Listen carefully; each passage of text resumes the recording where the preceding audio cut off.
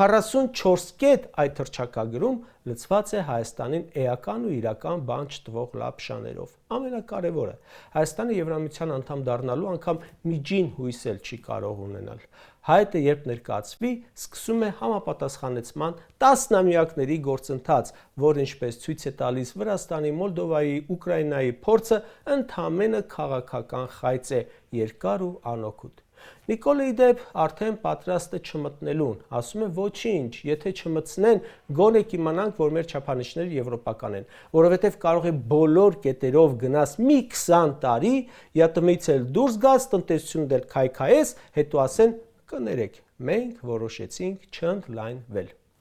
Հռչակագիրը հագեցած է ճանաչում ենք, ողջունում ենք, հետաքրքրված ենք, ուսումնասիրում ենք, քաջալերում ենք, պատրաստակամ ենք, աջակցում ենք, սիրում ենք եւ նման բառերով։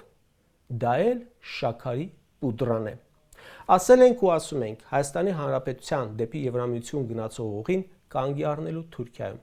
Այս իշխանության ՔՊ-ի ներքին մշակույթն ու թրքասիրությունն են այնտեղ տանում։ ՔԼՉ ասում է, ես եւ Ռուբեն Ռուբինյանը փոխըմբռնում ունենք, որովհետեւ մենք նույն մշակույթից ենք գալիս։ Նույն մշակույթի կրողն ենք։ Նույն մշակույթի կրողը չեն նաեւ Փաշինյանն ու Ալիև Էրդողանը, Ալենն ու Գաֆարովան, Միրզոյանն ու Ֆիդանը, Թորոսյանն ու Հաջիևը, Գրիգորյանն ու Մուստաֆաևը։ Մենք այս օրին չենք հասել հենց նրանց նույն մշակույթի կրողը լինելու պատճառով։